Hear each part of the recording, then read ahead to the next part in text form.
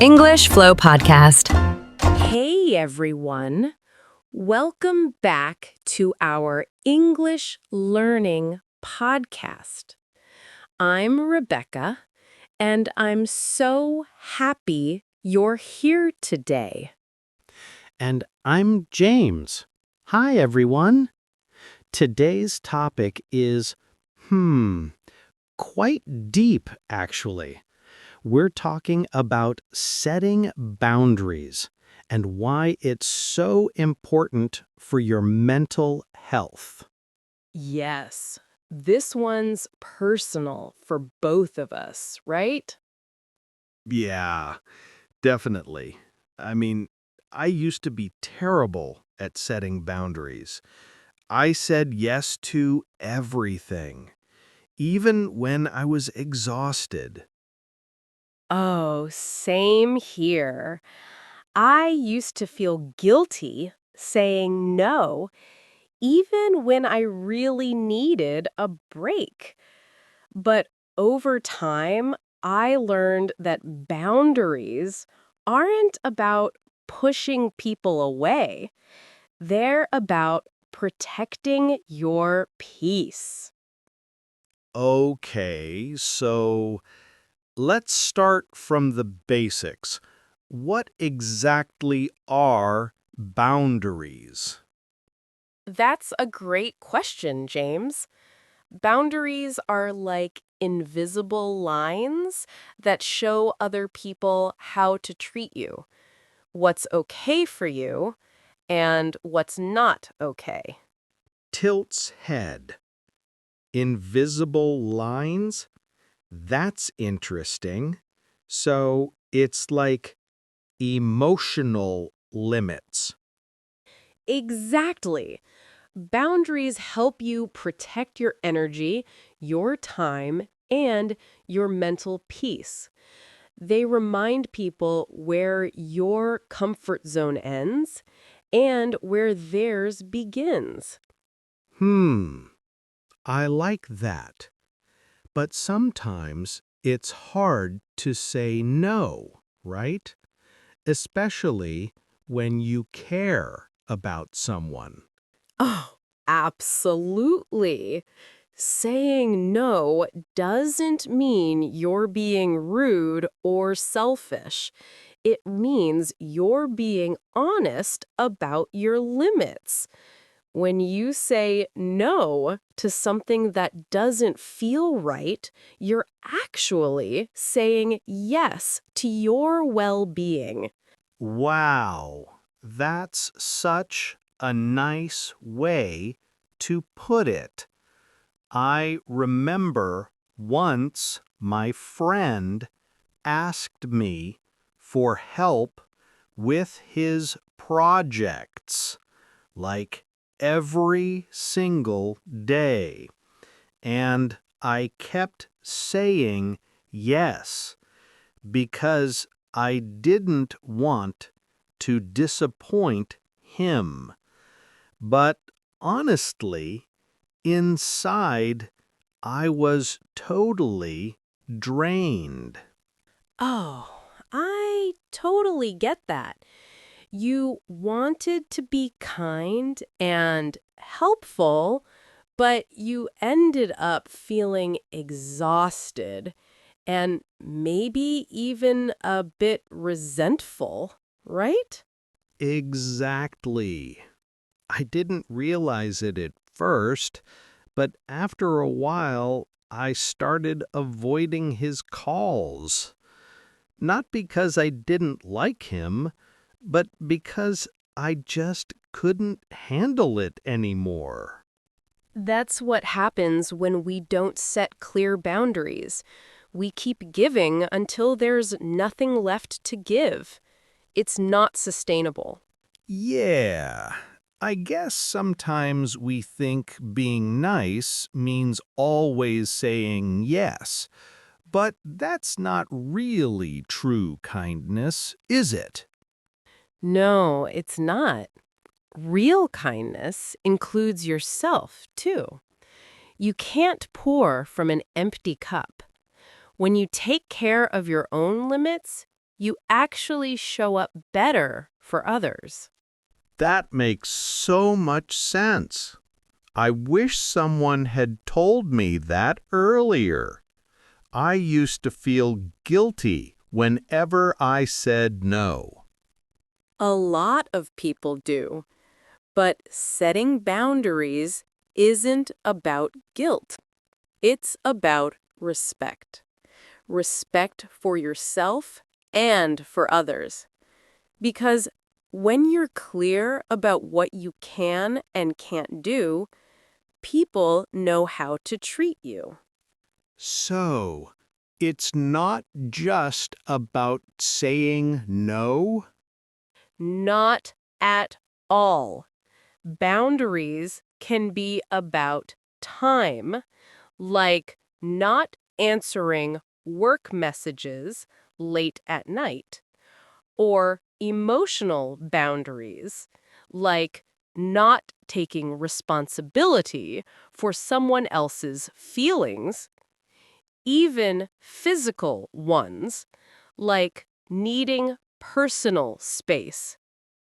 Oh, so boundaries are everywhere, not just in relationships or work. Exactly. They're part of every connection you have. Friends, family, coworkers, even yourself. That's actually kind of empowering, knowing that I can draw the line and it's okay. Yes, it's more than okay. It's healthy. Boundaries teach people how to treat you, and they teach you how to value yourself. I like that. It's like boundaries aren't walls, they're doors. You decide who gets to come in and how far. That's a beautiful way to say it, James. Doors, not walls. Boundaries aren't about shutting people out. They're about letting the right people in safely. I love that. I think I'm starting to see why this topic is so important. Oh, it's life-changing. Once you understand your boundaries, everything else, your peace, your confidence, your relationships, they all start to improve. All right, I'm definitely ready to learn more. So, where do we even start with setting them? That's a great question. And the perfect way to begin our next chapter. So, why are boundaries so important for mental health? Because when you don't have them, you slowly lose yourself. You start feeling overwhelmed, stressed, and sometimes even angry, but you don't know why. Right. You kind of disappear in everyone else's needs. Exactly. Healthy boundaries give you space to breathe. They allow you to rest, focus, and feel balanced again. I wish someone had told me that earlier. I used to work late every night because I thought I had to please my boss, but I was just burning out. And you're not alone, James. So many people think saying yes all the time means being a good person. But actually, being kind to yourself is the best kindness you can give to others. Let's help our listeners a bit. What are some signs that you need better boundaries? Okay. If you feel guilty Every time you say no, that's one. If you feel tired or empty after spending time with certain people, that's another sign. Yeah. Or if you always put other people's needs before your own. Exactly. Also, when you start feeling irritated for no reason, it might mean your boundaries are being crossed. That's so true. Sometimes we don't even realize it. We just feel this quiet frustration building up inside.